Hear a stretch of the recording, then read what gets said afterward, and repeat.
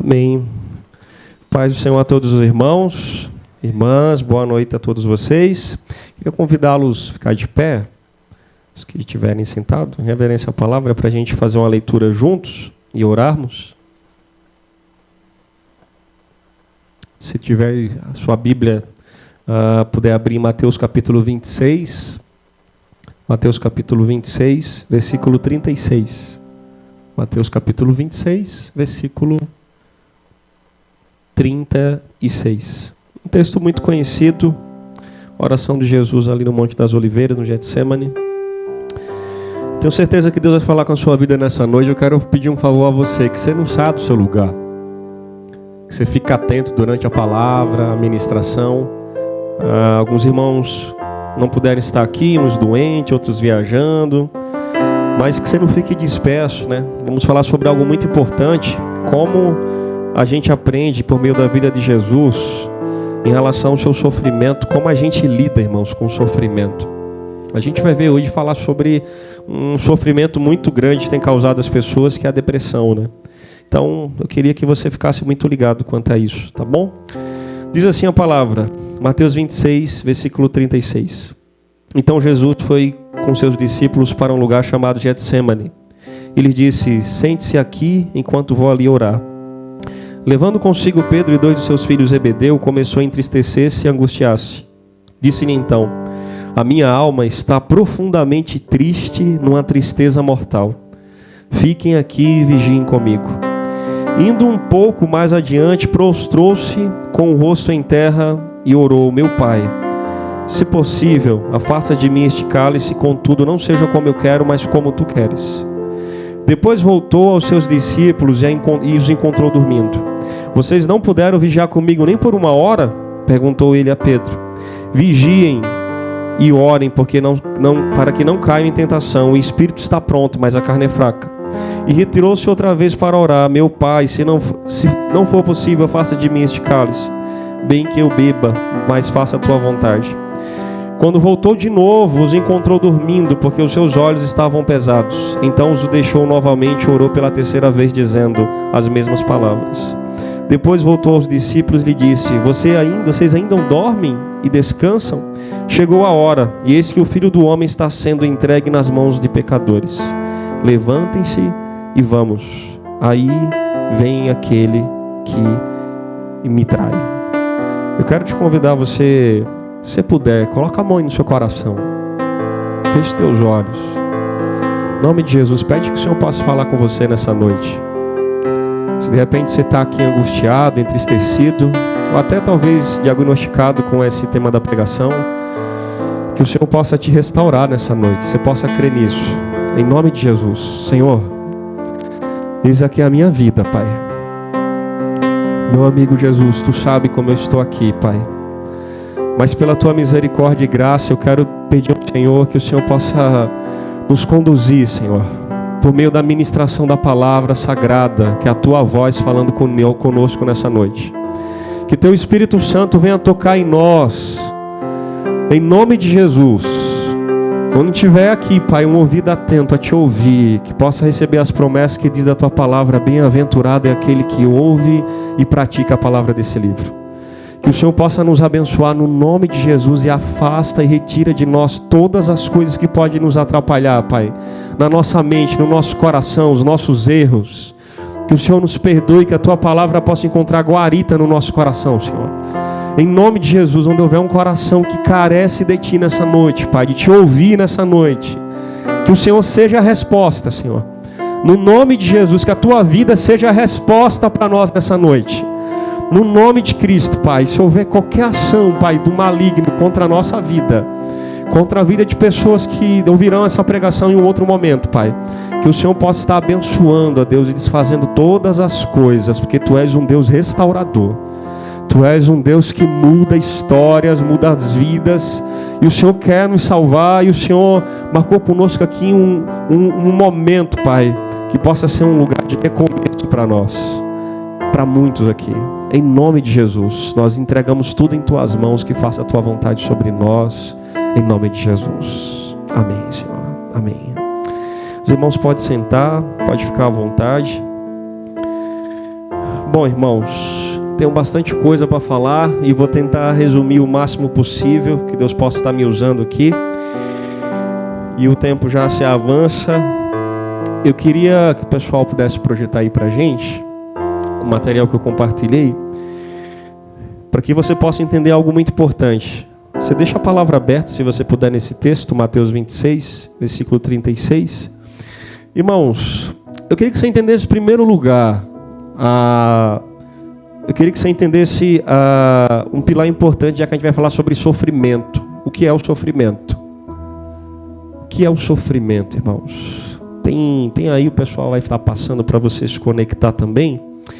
Irmãos, o sofrimento, eu posso classificar aqui pelo menos três áreas que a gente pode definir aqui o sofrimento, para que você possa entender e situar tudo que eu vou falar. Tem aquele sofrimento, né, que é o sofrimento natural, desde a queda, a desordem do mundo, que é inevitável, todos nós passamos e vamos passar, até Jesus transformar tudo isso aqui, até com a vinda dele voltar, vir juízo, tudo acontecer, o mal de uma vez por todas ser eliminado. Mas o seu sofrimento natural alcançou a todos. Todos estão, de certa forma, incluídos nisso aqui. Sofrimento natural, doença, enfermidade, ninguém está isento disso. Cristão também passa por isso, como tantos e tantos passaram, morreram, sofreram, e com Jesus. A diferença é essa. Sofrimento natural. Sofrimento, irmãos, também é causado por decisões ruins, que entra aí o que a gente chama de pecado, teologicamente, erros. Errar o alvo, errar a palavra, errar a decisão do Senhor, o manual que Ele deixou para nós termos aqui, o manual de vida. E aí, toda vez que a gente segue uma decisão errada, tem sofrimento sim, porque é a consequência daquilo que a gente plantou de errado. Se você faz uso de alguma coisa errada, vai colher alguma coisa errada, conforme você plantou, a lei da semeadura. Tem um outro sofrimento, né, para a gente entender aqui, que são decisões erradas dos outros. Erros de outras pessoas. Não é erro seu, especificamente, mas erro dos outros. Erro de outras pessoas. Como é que isso acontece? Vou te dar um exemplo. Uma pessoa que de repente quer te roubar e causa um sofrimento em você. Pode causar um sério dano. Uma pessoa que de repente tenta te matar, tenta te agredir. Por exemplo, erros de pais que criam seus filhos de forma totalmente como entende que devem criar. E encontram meios e formas daquilo que entende ou fazem de tudo que é possível. Tudo isso vai desencadear erros, problemas na vida dos outros. Então, sofrimento natural, sofrimento pessoal, causado por mim mesmo, pelos meus erros, e sofrimento de uma maneira por terceiros. Eu queria que você entendesse, uma vez que a gente deu sofrimento, tem uma informação importante para nós, que eu coloquei aqui, o pessoal vai estar passando, irmão, segundo uma fonte muito confiável, que é uma organização pan-americana da saúde, né? A OMS, sendo que de uma maneira regionalizada, vamos dizer assim, cerca de 300 milhões de pessoas sofrem com a depressão, está em primeiro lugar no mundo. Será que não é um problema? Não é um sofrimento? Causado agora por quê, irmãos? Pelo quê? O mundo, desde que é mundo do primeiro pecado, já está em desordem. O que é a depressão? De onde vem, como curar? Não tem cura. Aos olhos da ciência, da medicina, não tem cura. Uma outra informação que eu queria trazer para você também, segundo a revista Veja, aí, 2019, uma pesquisa feita, com certeza esse dado já atualizou, mas eu já tinha esse dado em mãos, 86% dos brasileiros sofrem com depressão, ansiedade, irmãos, 86% em 2019 é muita gente, irmãos. Depois entra a pandemia e pronto. Ou seja, eu e você, com certeza nós estamos inseridos de alguma maneira nesse ranking. Ou você conhece alguém que está inserido nessa maneira. Sendo que a gente vai se deter aqui na depressão, a ansiedade ficará próximo domingo. Mas para você entender a gravidade da coisa, 86% dos brasileiros sofrem com esse item, depressão ou ansiedade. E a gente está inserido ou conhece alguém que está inserido. Mas aí fica uma pergunta para a gente pensar, irmãos. Depressão existe? Claro que existe. Claro que existe depressão, como outros problemas, outros transtornos e outros nomes que são dados.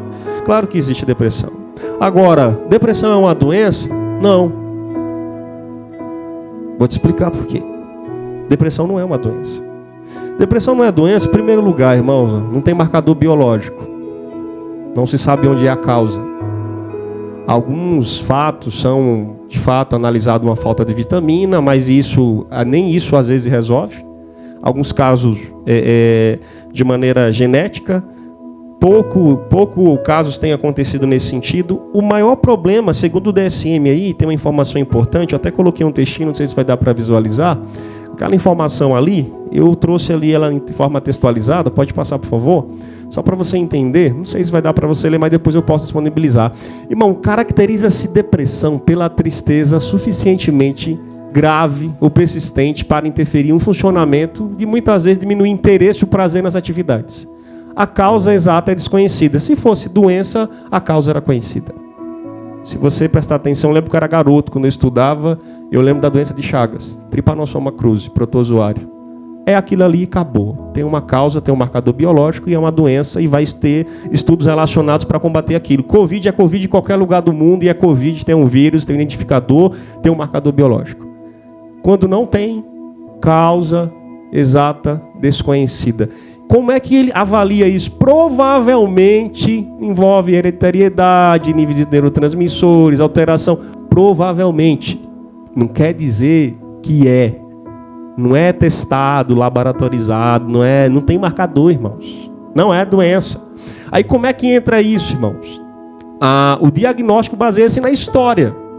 Psicoterapia, conversa, diálogo, a análise de dados, investigação, para poder chegar de onde foi que aconteceu a possível tristeza de uma maneira profunda que tirou você da sua funcionalidade da sua vida, das suas atividades, do seu dia a dia, do seu bem-estar, das coisas que envolvem você. E como é que é feito aí o tratamento, irmão? Geralmente consiste em medicamento, psicoterapia, algumas vezes, enfim, tem outras ferramentas, umas criticadas, outras não, mas basicamente é isso. Ou seja, irmãos, passa para mim, se o pessoal acompanhar aí, depressão é um transtorno, irmãos. E transtorno foi o nome traduzido para dizer desordem. Depressão é uma desordem. É uma desordem no corpo. Uma desordem que causa no corpo. Ou seja, é uma anomalia, uma irregularidade que não é que tem um cérebro depressivo, tem um corpo que está depressivo. Tem um corpo que está em desordem, está ali, não quer sair da cama, não quer sair do quarto, não quer ver ninguém, não quer ver nada, não quer fazer nada, não tem esperança no futuro, não tem nada. É uma desordem. E sabe o que me lembra de desordem? Sofrimento natural, desde o começo. Tudo já está em desordem. Tudo já está em desordem. Lógico, vai ter os casos, como eu falei, casos que são genéticos, casos de vitamina, hormônio, alguma coisa e outra, mas a maioria dos casos, todos eles não têm um diagnóstico preciso. Eu queria que você entendesse como funciona o processo aí mais ou menos, olha só, de como acontece na vida da gente. Isso aqui é coisa minha, irmãos, e conforme estudante, só para você entender um pouquinho da depressão, para a gente entrar no texto bíblico. Você pensa algo, irmãos, teu sentimento, pensa coisas, toda hora, todo tempo. Suponhamos que você sofreu algum dano, algum problema, alguma coisa, uma tristeza, uma perda de alguém, uma perda de um objeto, enfim, você teve algum problema. E aquilo você começa a pensar intensificamente, aquilo te causou dor de alguma forma, e você não tira o foco dos seus pensamentos dessas coisas que te causou dor. O que é que vai gerar em você? Uma emoção. A emoção é a energia do corpo, irmãos. A energia é o campo, vamos dizer assim, um campo neural de tudo. Que é classificado aí como a ciência, né? Sistema nervoso central, sistema nervoso periférico. Tudo isso aí que você sente, que vem pela tua mente, desencadeia em todo o teu corpo, por toda a parte neural. Todo o mecanismo do corpo. Esse movimento que eu estou fazendo com a mão aqui está vindo um comando do meu sistema nervoso central para poder fazer isso. Aí o teu corpo sente. Ou seja, a depressão ela afeta o que? O teu corpo de uma maneira final é o teu corpo. Ela expressa reagindo em você, alterando o seu comportamento. Quem você era um dia que parou de ser, passou a ser outra pessoa. Ou seja, uma desordem. Você estava de uma maneira ordenada na vida e de repente alguma coisa te causou diante dos seus sentimentos excessivos, carga enérgica, e cada um reage de uma maneira diferente aos problemas, uns superam, outros não, e os outros entram em uma desordem. Tira você das atividades vitais, altera as funções do corpo, e o seu corpo expressa falando o que você está sentindo. Não precisa dizer muita coisa. Se você olhar para uma pessoa que tem esse tipo de problema, você vai ver que a pessoa está com característica desordenada, não está de uma maneira normal. Então, exatamente é isso, irmãos. Esse é o funcionamento. Tem uma tríade aí muito conhecida no meio do campo da psicologia, que é a TCC. TCC é um carinha chamado Aaron Beck, e ele organizou uma tríade para poder explicar como é que funciona a questão da psicologia na depressão, o sistema depressivo aí da psicologia. E ele atribui essa imagem, eu achei muito interessante, né? A tríade é a seguinte, e a TCC é uma das mais usadas pelos psiquiatras, que colocam lá a gente para fazer 10 sessões de TCC, 10, 15 sessões de TCC para resolver algum problema nessa área. Irmãos, basicamente aquilo ali, a pessoa diz, eu não presto, é a self, eu não gosto de mim, nada comigo está certo, eu não presto. Futuro, vou me sentir sempre assim, a pessoa não consegue ter perspectiva daqui a 5 minutos. Ela pode até pensar e sonhar, quando der 5 minutinhos ou até mais, dependendo da situação, ela entra numa situação de negação, ela nega o seu futuro não presta, não tem futuro. E o mundo? A vida não tem significado nenhum, não tem propósito, não tem nada. Então é negação do eu, negação do mundo e negação do futuro. Então para que viver? Não faz sentido. Se tudo está desordenado, ela não consegue ter uma perspectiva em relação do que pode acontecer, por exemplo, por meio da fé. Do que Deus pode fazer na vida dela. Eu te pergunto aqui rapidinho. Quem foi que disse que você não presta? Será que Deus morreria por pessoas que não prestariam para alguma coisa? Pela sua criação? Que não pudesse mudar essas pessoas? Será que um pensamento de hoje é real em relação à palavra de Deus? Quem foi que disse que eu não tenho um futuro pela fé em Cristo? Que não tem uma terra nova, lavada e remida, que vai ser restaurada? Será que a fé não resolve aquele problema ali? Será que a fé também não resolve o problema do mundo? Que no mundo nada faz sentido. Mas eu vou viver em um mundo diferente, um mundo melhor. Será que a fé não resolve aquele problema ali? Para pensar um pouco e reflete um pouquinho sobre isso, sobre essa tríade. E eu quero falar aqui, para finalizar com os irmãos, essa parte aqui, só para a gente entender um pouquinho aí dessa área. Eu tenho alguns problemas com a psicologia, irmãos. Eu gravei um vídeo aqui, no podcast, e tem esse vídeo explicando todos os detalhes do meu problema com a psicologia. Nunca me posicionei assim como eu estou posicionando com vocês e no vídeo no YouTube. Porque eu precisava estudar dentro do campo acadêmico e saber qual que é o pensamento sobre isso. E eu lá estudando, eu tenho vários. Entre alguns eu vou te falar a origem da psicologia, como ela vem, como ela surgiu, ela distancia um aspecto que era da anatomia humana e da religião, da filosofia, lá no período grego. Distanciou da religião e não quer saber de religião, não quer saber de Deus, saber de mais nada. Eu tenho um problema com a psicologia porque ela estuda o comportamento humano. Enquanto ela está estudando, Deus já apresenta que o comportamento humano é caído, é desordenado, desde a queda.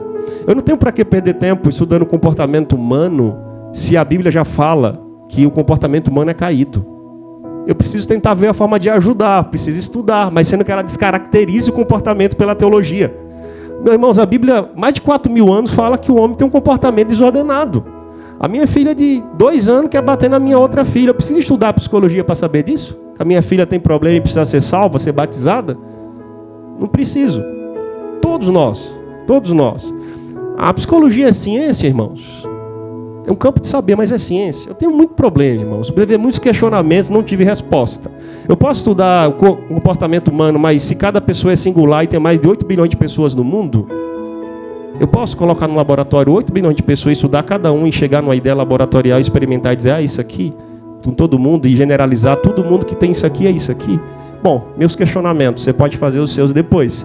Fundamento humanista, totalmente fundamentado e centralizada no homem, não e Deus, no divino, nada de religião.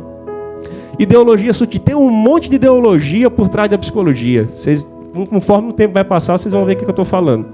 A falta de uniformidade, concordância, tem um autor, traz uma abordagem numa escola, lá nos Estados Unidos, vem outro, traz outra abordagem, retira o que o outro falou, vem um outro, complementa o que o outro não falou, tem um outro que diz que a escola do outro é melhor, ou seja, a TCC é melhor do que a psicanálise, a psicanálise é melhor do que psicodrama é melhor do que... Por aí vai. A hipnoterapia, e enfim, irmão, uma bagunça aí. Não tem nada uniformizado como a palavra de Deus. Autores diferentes, tempo diferente, e aqui absoluta. Aí daquele que mudar um dia ou 1000, passa o tempo que passar, essa palavra dura eternamente. E ali não, é um negócio que um vem, diz uma coisa, o outro diz outra, o outro fala outra, o outro fala ao contrário, e por aí vai. As teorias absolutistas, irmãos, teoria é hipótese, é hipotético. Teoria é hipotético. E os autores e as escolas, as abordagens trouxeram teorias. Que por isso que desfizeram, e outros fizeram, e outros acrescentaram, outros diminuíram, o outro é melhor, e outro é melhor. Teoria. Você daria sua vida por uma teoria? Morreria por uma teoria? Levaria para o túmulo uma teoria de uma pessoa que declara você ser alguma coisa? Ou você, de fato, um diagnóstico, por exemplo, numa Covid, a pessoa pode morrer com Covid porque teve Covid. Mas você daria sua vida por uma teoria de um homem? Bom, foi os meus questionamentos. O Manual da Psicologia. Irmão, o Manual da Psicologia tem um ali azulzinho, DSM-5. Já é a 5ª edição. Acrescentaram cerca de mais de 70 transtornos, ou seja, mais de 70 desordens. Só para você ter uma ideia, alguns absurdos. Para você ter uma ideia. Irmãos, transtorno de luto. Se você passar mais de um ano e você não conseguiu retomar a sua vida, você tem um transtorno de luto. Perdeu alguém. Agora me diga, eu posso medir o luto e o sofrimento de uma pessoa que perdeu um ente querido, por exemplo, seu filho ou um parente num acidente? Será que a pessoa supera assim em um ano só? E um ano é parâmetro para dizer que é um transtorno, uma doença? Que dentro de um consenso foi colocado ali através de votação por alguns técnicos e resolveram ali bater um voto e bater um martelo, é transtorno. Bom, eu não entro nessa. Mas, e entre outras, vários. Transtorno de gênero, de identidade sexual, antes era um problema, a pessoa tinha transtorno, hoje já não tem transtorno. Como é que eu vou crer no manual que já está na 5ª edição, que altera, retira, acrescenta, diminui, já está um manual maior do que a Bíblia, desse tamanho? Eu não vou nessa, irmãos, eu não entro. Para mim está ali para pesquisa, mas para dar a minha vida sobre isso aí eu não entro nessa. Enfim, irmão, muito beneficiado na psicologia, dependência de medicações que não resolve, paliativo, muitos dos casos. Enfim, tá bom, meu irmão, pode passar aí, por favor, para a gente caminhar aqui. Só para você entender uma barbaridade, para mim não sei para os irmãos. No DSM, irmãos, tem um transtorno chamado TOD ou então TDO, que significa aquilo ali. Transtorno desafiador opositor, transtorno opositor desafiador, tanto faz. Olha o conceito desse transtorno que está lá no DSM. Passa, por favor, rapidinho. Transtorno infantil caracterizado por comportamento desafiador e desobediente de figura de autoridade. Ou seja, a pessoa que não aceita receber não de uma pessoa que se coloca como autoridade. Por exemplo, seu pai, sua mãe, um gerente, seu chefe. Se a pessoa ficar constrangida com a autoridade do outro que foi imposta, que nós somos liderados e tem pessoas com autoridade exercendo sobre nós, não é de discriminar a pessoa, humilhar a pessoa, não. A pessoa não aceita receber uma contrariação do que ela pensa. E isso aí é um transtorno. Aí sabe qual que é a colocação? Só para os irmãos terem uma ideia. A causa do transtorno desafiador de oposição é desconhecida? Eu tenho um transtorno, mas é desconhecido. Ué, se é desconhecido, como é que nomeia transtorno? Aí tem outra questão, mas provavelmente envolve uma combinação de fatores genéticos e ambientais. A pessoa não aceita um não. Qual a criança que aceita não, irmãos? Me diz. Toda criança não vai ter transtorno. Porque não aceita não. Aí o sintoma geralmente começa antes de uma criança completar 8 anos de idade. Qual que é a criança que vai aceitar menos de 8 anos? Então a criança tem TOD. Aí resultado esse, né? Olha só, irmãos, sinais. Inclui humor irritável, comportamento argumentativo, desafiador, agressividade, índole vingativa, duram mais de 6 meses, causam um problema significado em casa, na escola. As crianças não são assim, não? Não é geralzão, não? Irrita, humor é esquisito, altera, isso é transtorno.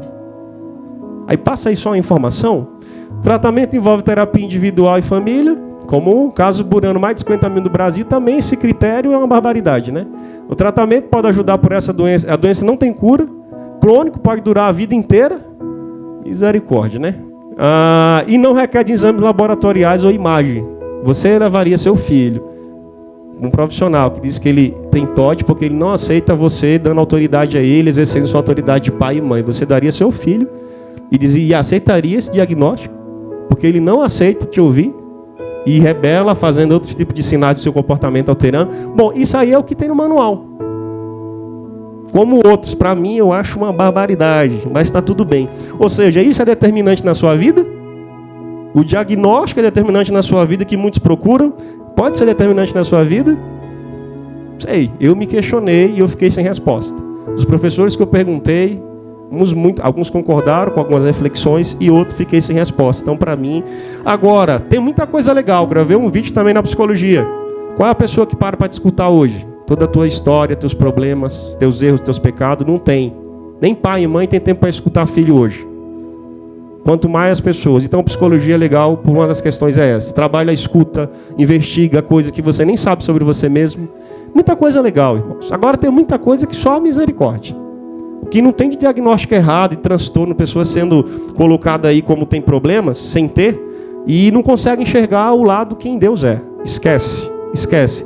É uma das questões que eu coloco aqui para os irmãos. Bom, mas vamos ao que, de fato, você entender um pouquinho aqui uma geral sobre a questão do sofrimento, da depressão, que é lidando com a depressão hoje. Eu quero falar sobre a vida de Jesus. Como Jesus lidava com o seu sofrimento. Primeiro eu quero dizer que Jesus, eu não estou aqui relatando, nem sou psicólogo, nem quero ser. Eu não estou relatando aqui que Jesus teve depressão.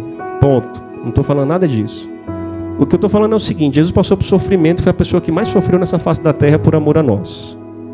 Então o sofrimento dele foi fora tudo do comum. E eu queria compartilhar com você, mas entendendo a seguinte perspectiva: Jesus estava plenamente homem também, mesmo sendo Deus. A gente crê nisso. Jesus estava como homem. Jesus teve fome, sede, descansou, dormiu, jejuou, orou, passou por todas as questões que um ser humano passa dentro das suas necessidades aí, né, normalmente. Agora, o que é que a gente aprende com Jesus em relação, se depressão é um estado de angústia triste que altera o resultado da pessoa de fazer suas coisas vitais na vida, como é que a gente vê a angústia profunda de Jesus, por exemplo, no momento do Getsemane? E o que é que Jesus fez durante esse sofrimento? Aí é isso que eu quero compartilhar com os irmãos, de acordo com o texto sagrado. Eu queria que você entendesse, em primeiro lugar, tá ali uns pontos que eu quero compartilhar com os irmãos, a palavra de hoje.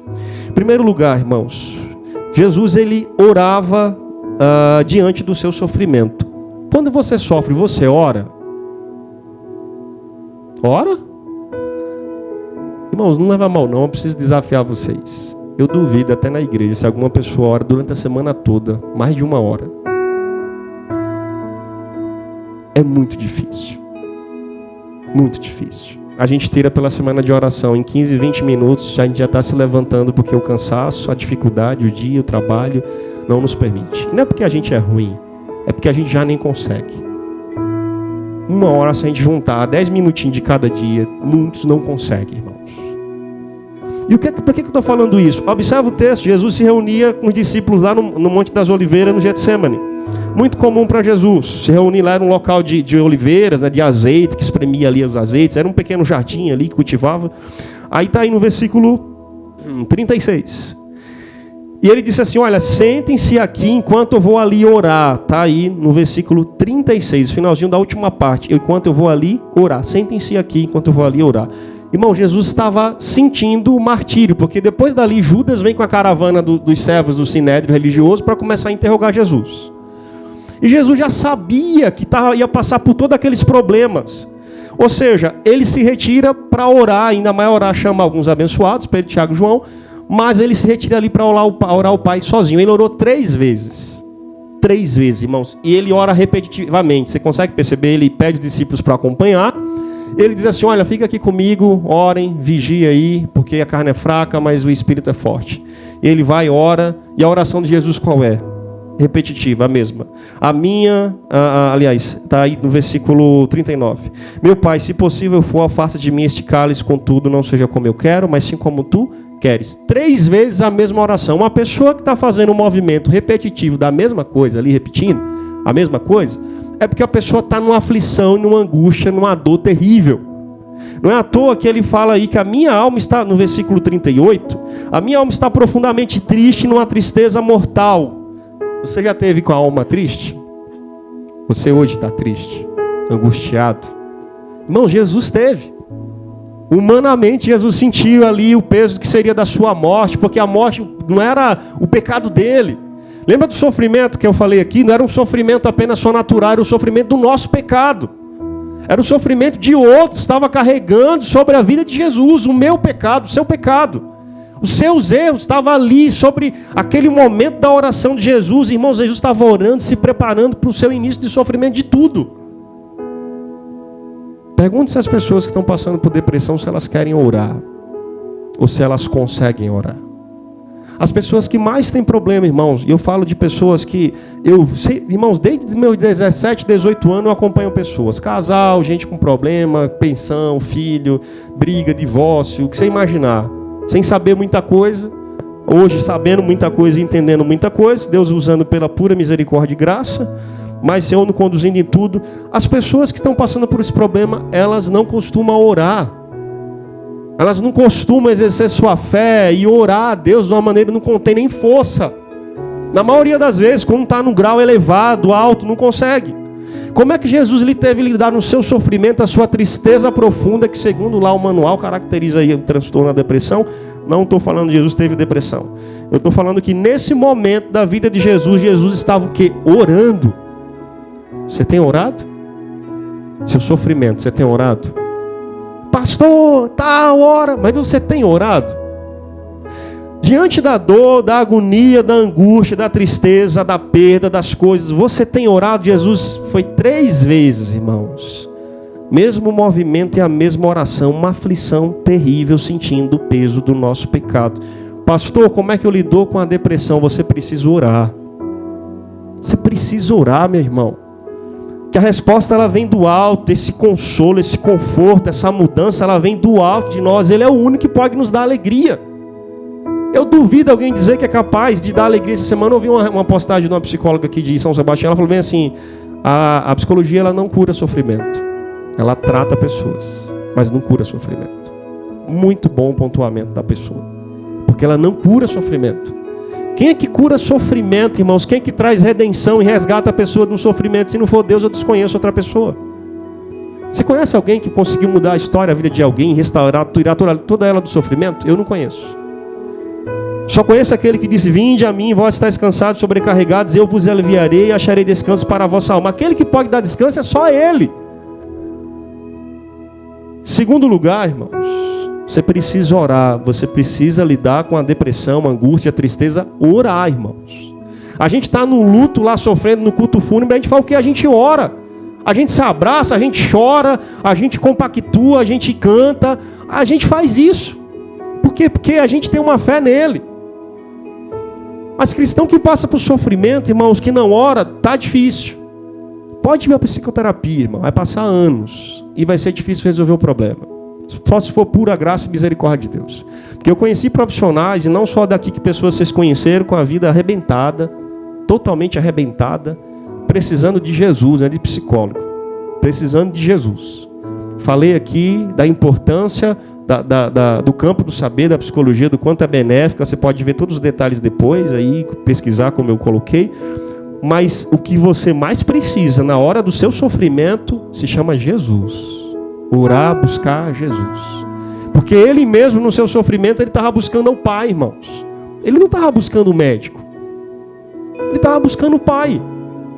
E a gente perdeu, parece que o hábito de buscar o Pai na hora do sofrimento. A gente entra num casulo e parece que quer alguma coisa para poder resolver o que está aqui dentro, que é só um paliativo.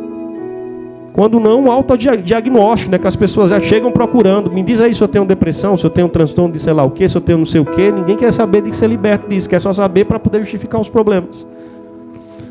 Ora, irmãos, ora diante do sofrimento. Amém? Segundo lugar, irmãos, está ali.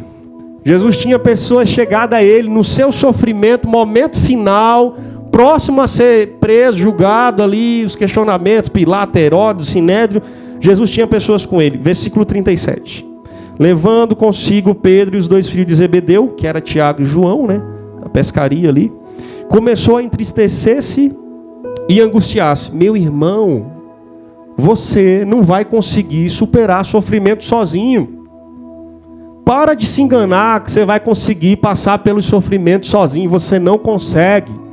Jesus estava ali, sendo Jesus e Deus com os mais chegados. Todos estavam perto, mas tinham três pessoas que estavam mais junto dele, que era Pedro, Tiago e João, como teve lá na filha de Jairo, como teve no momento da transfiguração, como teve em outros momentos.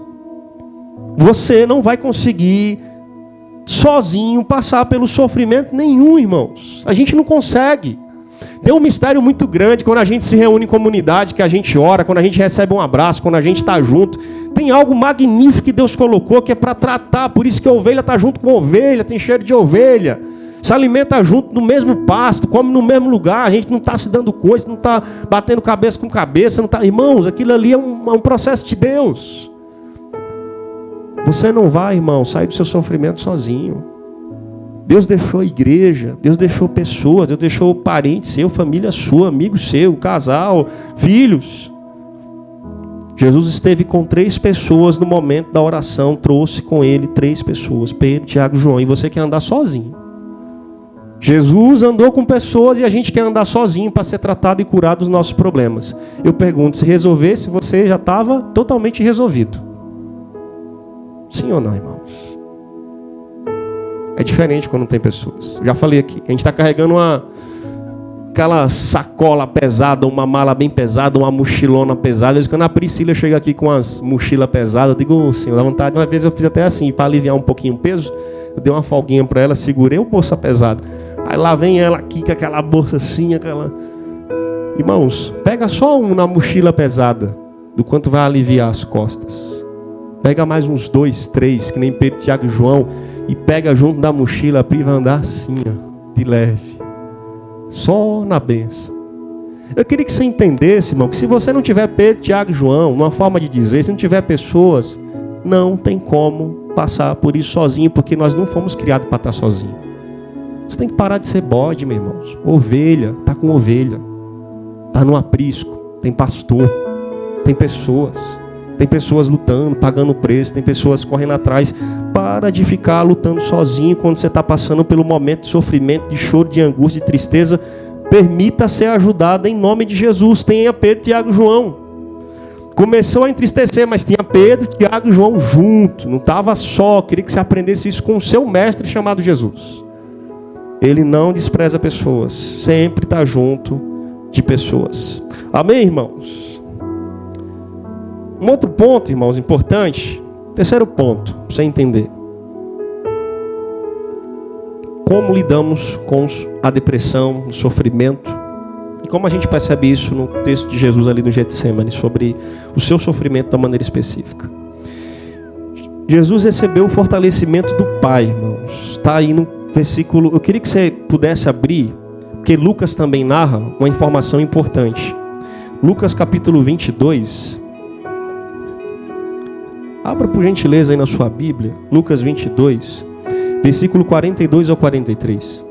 Olha que grandiosidade que Lucas narra, que Mateus não narrou.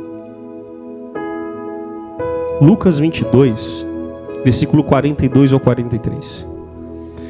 A gente vê a narração de Jesus no Getsemane, irmãos, ou no Monte das Oliveiras, em Lucas 22, Mateus 26 e Marcos 14. João não tem. Sendo que em Lucas 22 eu faço questão, porque Mateus e Marcos não falaram disso, mas Lucas falou. Mesmo fato, mesmo relato, mas Lucas trouxe essa informação importante. Lucas 22, 42 diz assim: Pai, sei que se queres, afasta de mim este cálice, contudo não seja feita a minha vontade, mas a tua. Aí o 43. Apareceu-lhe então um anjo do céu que o fortalecia. Mateus não falou, Marcos não falou, mas Lucas falou. Jesus estava lá no seu sofrimento, além dos 3 amigos, demais discípulos um pouco à parte, Jesus orando ali mais à parte, no momento de solitude com Deus, durante o seu sofrimento ali que já, a sua agonia, a sua tristeza ali mortal, sentindo a dor do nosso pecado, que ia carregar tudo mais à frente, a cruz, o sangue, coroa, xingamento, enfim, tudo que a gente conhece. Sendo que quando ele ora ao Pai, se possível, afasta de mim esse cálice, irmão. Jesus, ele foi fortalecido pelo Pai. Tinha um anjo do Senhor. Observe o que diz o 43. Um anjo do céu que fortalecia. Qual que foi a oração de Jesus? Pai, me livra. Foi essa. Mas ele veio para cumprir a vontade do Pai. Está em João. O que é que o Pai diz para ele? Não. Não, irmãos. O Pai disse não. O Pai chega para ele ali, coloca o não, ele não responde. Ele não responde atendendo a oração. A oração de Jesus foi: Pai, me livra, afasta o cálice é o juízo. Sangue derramado. Remissão pelo nosso pecado, o cordeirinho que ia lá e sacrificava e tal, sistema lá sacerdotal do Antigo Testamento. O Pai disse não. Sabe qual que é a questão? Por que o Pai tem que dizer sim sempre para a gente? E se ele disser não, a gente vai abandonar Deus, vai abandonar a igreja. Vai deixar de crer na Bíblia, vai virar ateu. Por quê, irmãos? O Pai disse não a Jesus, mas também ele fez uma coisa. O Pai não foi maldoso. Enquanto ele disse não, em outras palavras, filho, a gente precisa cumprir a nossa missão. O que você veio fazer aqui. Eu sei que você está, em outras palavras, com o peso do pecado de todo mundo nas suas costas. Outras palavras, mais ou menos isso. Mas mesmo assim, a minha presença, porque um anjo é um mensageiro de Deus. Um anjo indo é um enviado, é a mesma coisa de Deus estar presente. O enviado indo é a mesma coisa do anjo estar indo ali, quem enviou tá junto, é a mesma coisa. Tem a mesma autoridade, foi delegado isso. Não. Mas eu estou com você, fortalecendo todo esse momento que você vai passar. Você consegue perceber isso? Que os nãos de Deus são pedagógicos, nos ensina. Jesus precisava passar por isso. E nós precisamos receber também não de Deus. Por que a gente tem que querer sempre sim? Você diz sim a todo mundo? Esse é o problema, irmãos. A gente não sabe dizer não às coisas, a gente não sabe dizer não às pessoas. Jesus, ele disse não. Já falei aqui de uma outra vez, pregando, nos 10 mandamentos tem 12 vezes a palavra não. Não, não, não, não, não, não. Se a gente está caído, desordenado, como é que Deus vai dizer sim a nós, irmãos? A gente precisa aprender o não, porque o não é a correção do que lá o manual da psicologia colocou como um transtorno lá e tal, descaracterizando lá a autoridade de pessoas. A gente precisa receber não, para a gente aprender de Deus quem Ele é, e a gente não vai servir a Deus, amar a Deus porque Ele me disse um não. A gente ama a Deus pelo que Ele é, pela minha fé, pelo que eu acredito, pela palavra, pela minha experiência com Ele. Eu não amo a Deus pelo que Ele vai me dar. Abacuque, ainda que a figueira não floresça, ainda que as coisas aconteçam do meu jeito ou não, eu continuarei exultando a Ele. Ele é o meu Deus. Não, o pai disse não, mas não quer dizer que Ele disse eu não estou com você. É diferente. Eu posso te dizer não, filho, agora. Mas só você não está nesse sofrimento. Você não está nesse sofrimento. Às vezes, irmãos, a gente tem perdas.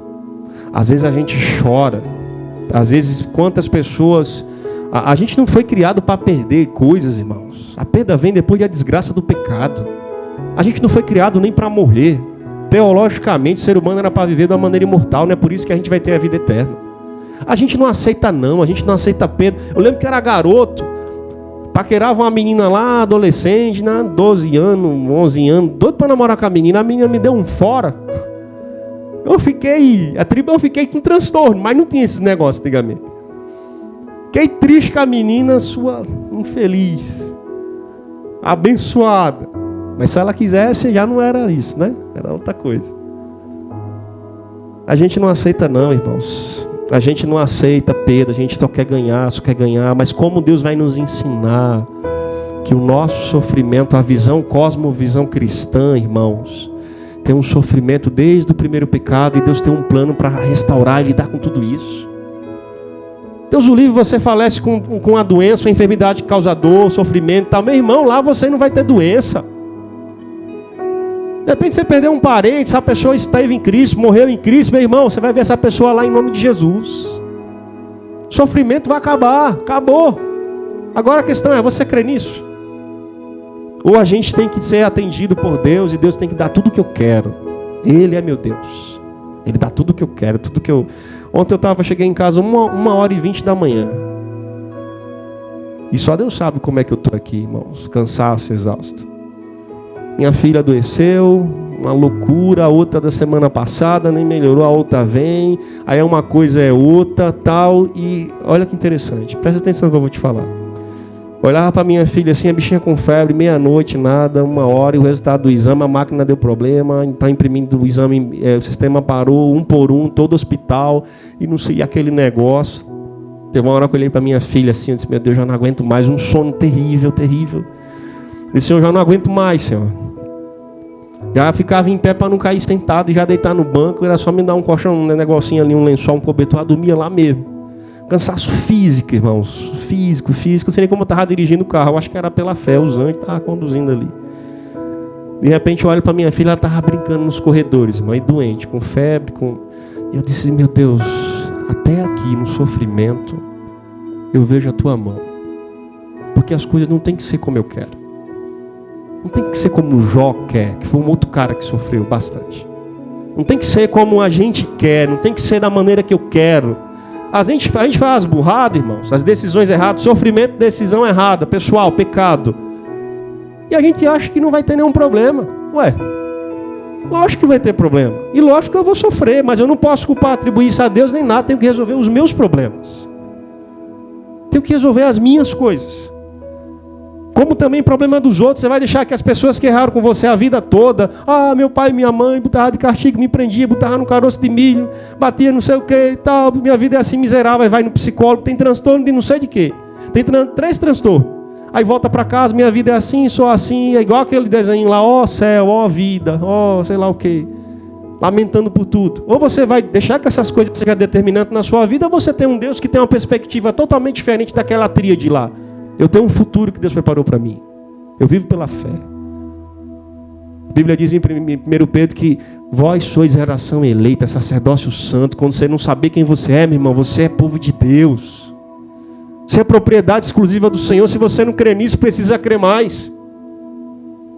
Você consegue perceber, irmãos? O pai disse não, mas não deixou só. Meu pai, Deus ontem falou não para mim, não curou minha filha. Eu oro, irmão. Toda vez eu oro pela minha filha, eu não vou para o hospital correndo, eu oro primeiro. Mas ele disse não.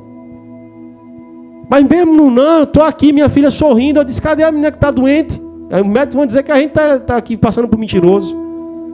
A menina correndo para lá e para cá, eu digo, não é possível. Estava na igreja lá, só a misericórdia, e agora a menina está pulando aqui.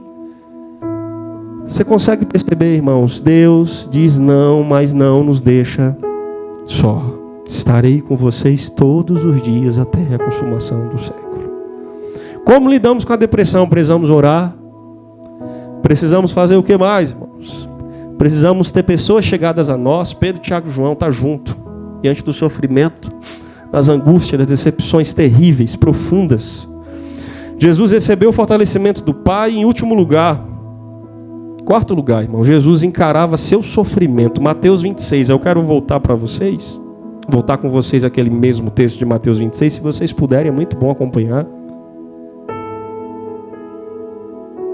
Mateus 26, finalzinho do texto, irmãos, versículo 45 e 46, Mateus 26, 45 a 46. Olha só, como encerra o trecho do Getsemane, a oração, o período da preparação para começar todo o processo de sofrimento de Jesus, de uma maneira mais intensa, né? Diz assim, 45, Mateus 26, 45.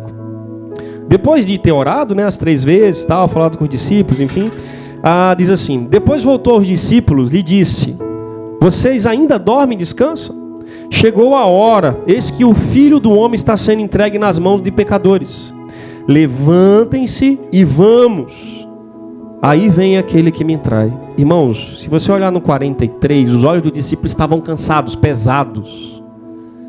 Lucas vai dizer que eles estavam entristecidos, porque o mestre ia ser pego. Jesus já falou que ele ia ser traído. E Judas não estava lá. E você consegue perceber, eu queria que você prestasse muita atenção nisso, meu irmão. Depois que Jesus se prepara orando, é fortalecido pelo Pai, tem pessoas junto com ele, mesmo que não consegue vigiar nenhuma hora com ele. Depois de tudo isso, aí Jesus diz assim, olha, vamos lá, levanta. Levantar para sofrer, irmãos. Será que você consegue levantar para sofrer? Você está caído, sofrendo, tristeza mortal. O texto diz, minha alma está profundamente abalada, mortal. Você consegue se levantar para sofrer? Você consegue levantar para ir para o matador e dar a sua vida numa cruz por pessoas que não mereciam, que eram nós? Mas ele fez isso. Ele sai da oração, encontrar os discípulos cansados, desanimados, olhos pesados. Ele disse, levantem-se, deu uma ordem, vamos. Assim, aquele que vem me trair tá aí já vem aí em seguida. E quando ele vai saindo, já vem Judas e trai com beijo. Identifica com beijo.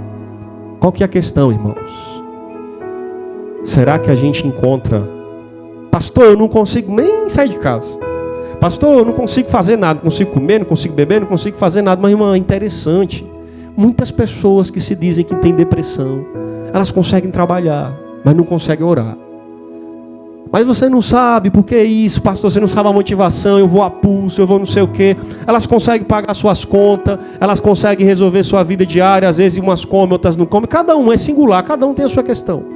Mas por que eu consigo resolver umas coisas e não consigo resolver outras? Por que eu consigo me levantar para as coisas que eu quero, eu gosto, ou que vai resultar em alguma coisa para mim, benefício? Por que eu não consigo orar? Por que eu não consigo meditar na palavra? Por que eu não consigo fazer e manter uma constância? O que foi que eu perdi? Por que eu não consigo me levantar para fazer o que realmente importa e eu só fico levantando para fazer as coisas que não são relevantes? Por que eu passo tanta hora no celular, tanto tempo, internet e tal? E por que eu não passo tanta hora orando?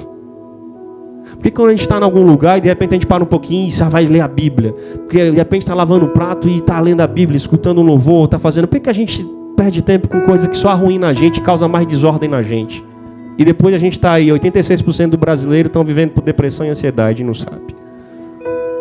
Levante-se, vamos encarar o sofrimento. Todos eles iam se despedir de Jesus ali e abandonar Jesus. E Jesus estava dizendo, pronto, agora eu estou preparado para o meu sofrimento. Você está preparado, meu irmão? Se preciso passar por algum sofrimento, que passamos. No mundo tereis aflições, tem de bom ânimo, Ele venceu. Nós estamos nele, somos mais que vencedores em Cristo Jesus, a sua palavra diz. E por que a gente está... Como é que você acha que Pedro morreu de cabeça para baixo?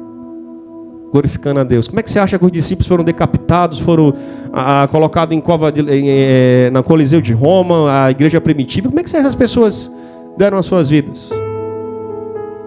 Se levantaram, irmãos. Encararam os seus problemas. Acho magnífico. Tem alguns irmãos aqui que vieram da oração esses dias.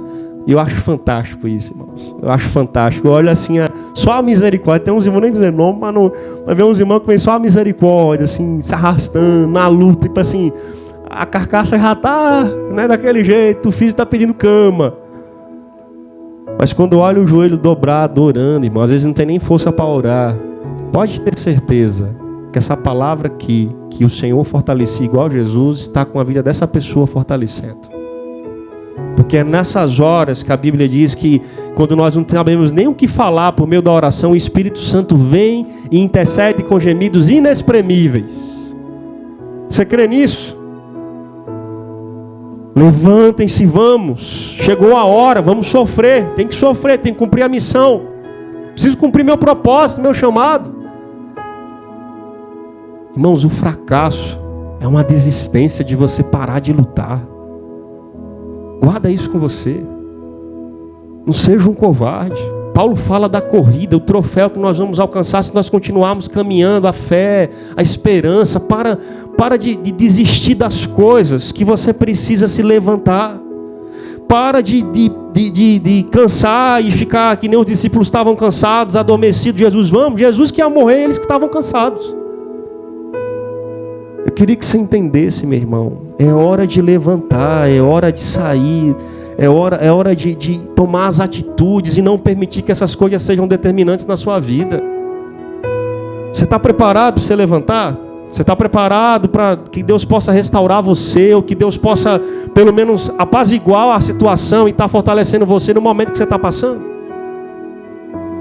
Você tem pessoas junto com você. Eu queria que você entendesse, meu irmão. Eu quero finalizar aqui com você dizendo o seguinte. Se puder colocar ali, Lucas 21. Lucas 21,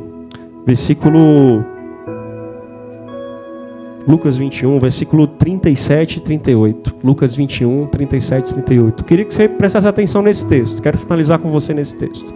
Guarda isso, é hora de levantar. É hora de permitir que Deus possa fazer algo na sua vida. Em nome de Jesus. Olha só. Jesus passava o dia ensinando no templo. E ao entardecer, saía para passar a noite no monte chamados das Oliveiras. O outro texto, o outro versículo. Todo o povo ia de manhã cedo ouvi-lo no templo. Jesus passava o dia no templo ensinando palavra. Sabe qual foi esse momento aí? Esse foi o momento da preparação de todo o sofrimento de Jesus.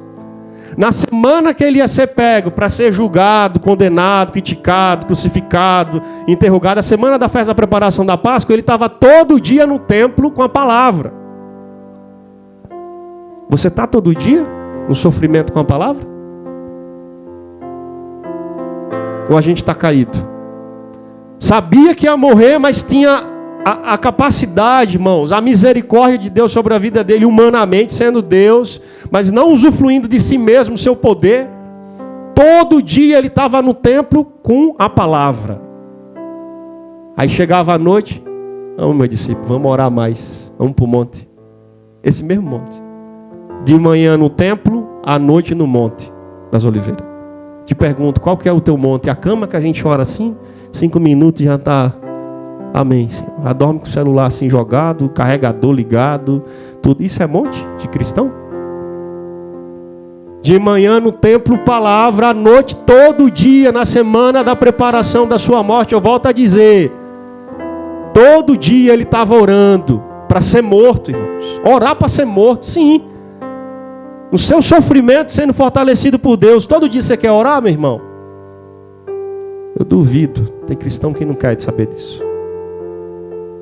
Todo dia você quer ler a palavra, a primeira coisa que você se alimenta é da palavra dele. Duvido também. Tem muito cristão que é meia boca, não consegue fazer isso. O tempo não consegue. Às vezes não é nem porque quer ou não quer, não consegue, irmão. Aí fica caído, vê uns problemas, a pessoa morreu. Eu não consigo, tem depressão. Toma remédio. Sofrimento, irmãos, a gente corre para Jesus. Jesus correu para o Pai e nos ensinou isso aqui, irmãos. A gente está fazendo outra coisa, não tem nada a ver. Por isso que cada vez só aumenta os números das coisas. Eu duvido uma pessoa que vinha a Jesus e o Senhor pelo menos não o fortalecer diante do seu sofrimento. Irmãos, tantas perdas já aconteceu. Você conhece pessoas que perderam pessoas aqui. E as pessoas estão aí, parece que nada aconteceu. Dói, mas o Senhor fortalece. Dói, o Senhor talvez disse não, eu não quis fazer esse milagre, essa cura, ou trazer de volta à vida, mas o Senhor não deixou só. Você consegue perceber isso, irmãos? É hora de levantar, irmãos. O povo de Deus, na hora do luto, passava-se semana, até mês, 30 dias, 40 dias. Mas quando era a hora de levantar, vamos trabalhar, vamos produzir, vamos fazer a vida, vamos... Porque eu preciso de cuidar de mim, cuidar de pessoas que cabem ainda a mim. A minha vida não acabou. Eu queria que você entendesse, meu irmão, em nome de Jesus... De manhã no templo, ensinando a palavra, antes do seu sofrimento, todo dia, na semana da preparação, de manhã era templo, e à noite era Monte das Oliveiras orando. Está aqui, o que você precisa fazer. Como lidar com a depressão? Orar, palavra de Deus. Os efeitos que causa a palavra de Deus de pessoas que oram 3, 4 vezes, está aí, só pesquisar. Cientistas já falam, já comprova, diminui prostituição, diminui vício, diminui tudo que você imaginar. Diminui tudo que você imaginar. Se você não acredita nisso, eu não sei. E a gente fica caído, não quer ler a palavra, mas é o que pode resolver. Mas a gente entra num depressivo, entra em não sei o quê, e é diagnosticado, e enfim, transtorno e não sei o quê. Meu irmão, tão simples. Orar, leitura, obediência, as práticas espirituais, ter pessoas. Deus fortalece. E a gente tem a bênção do Senhor junto com a gente, seja o sim ou não atendido, Ele está conosco para tudo que nós precisamos, irmãos. Ele não nos deixa só. Eu gostaria que você ficasse em pé, se assim você puder.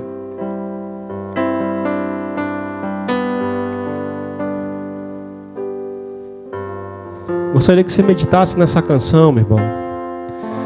E guarda bem o que eu vou dizer. Escuta bem o que eu vou te dizer. Guarda bem no seu coração.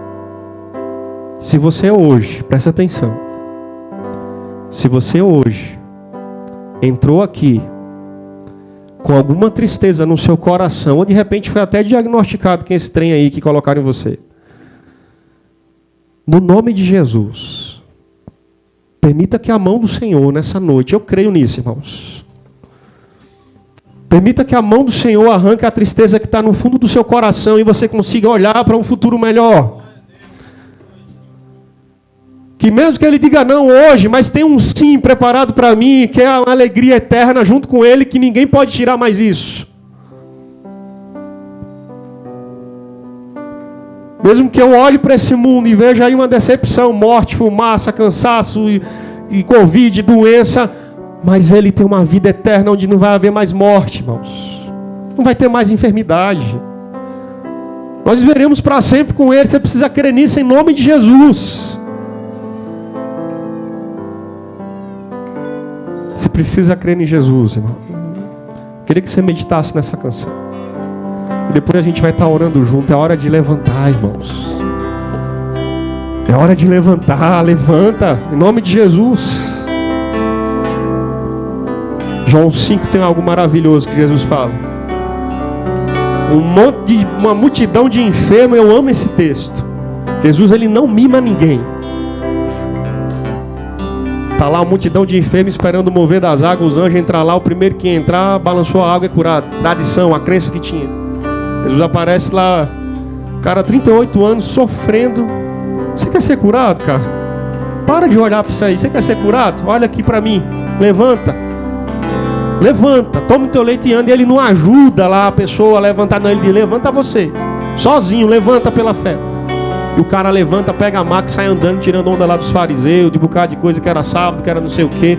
Meu irmão, é hora de levantar do sofrimento. Se tiver de sofrer, mas sofremos com Deus. E se for da vontade dele, que ele tenha misericórdia de nós, porque a gente já sofre pelas coisas naturais desse mundo independente. A gente tem que parar de ser mimado, irmãos. E a gente buscar ajuda, pedir, enfim, a Deus, orar, fazer o que precisa. Mas não esquecer que a gente sofre também.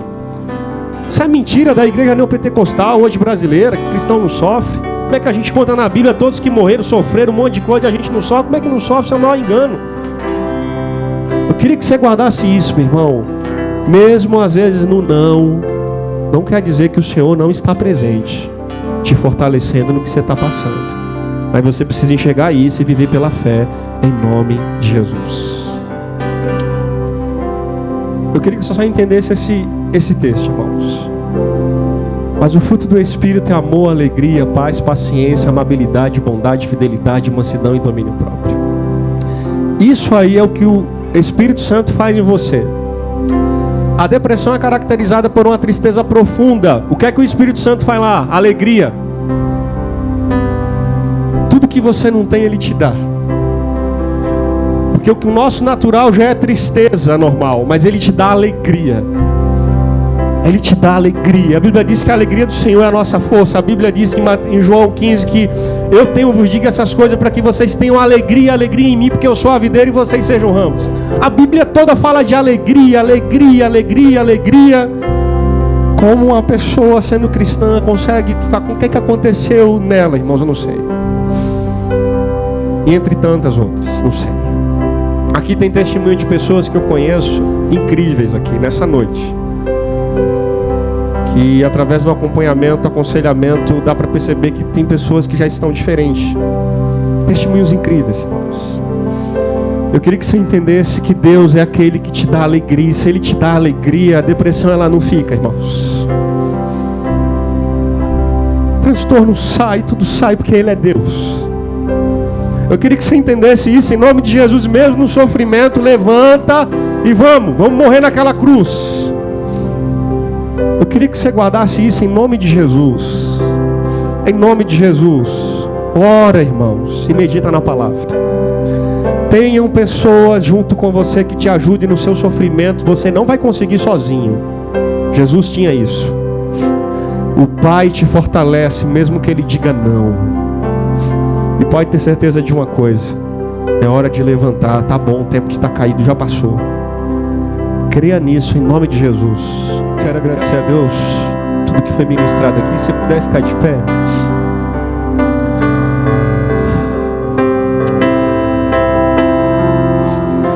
Oh, meu amigo Jesus,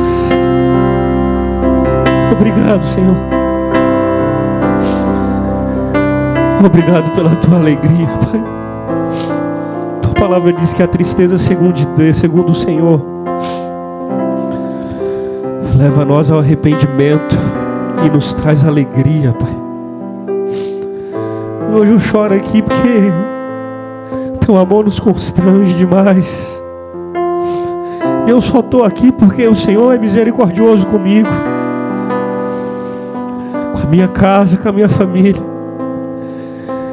E tu sabes, ó Deus, quando eu saí lá daquela terra de Maceió, eu vim para cá para, se preciso for, vou dar minha vida, Pai. Tudo que o Senhor tem para mim. Que o Senhor abençoe a tua igreja. Abençoe cada um dos nossos convidados, Pai. Cada um que esteve aqui, Pai.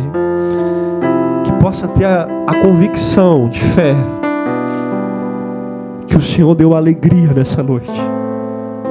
Que o Senhor arrancou toda a dor, a tristeza, a decepção, laudo, tudo. Em nome de Jesus. Em nome de Jesus, Senhor.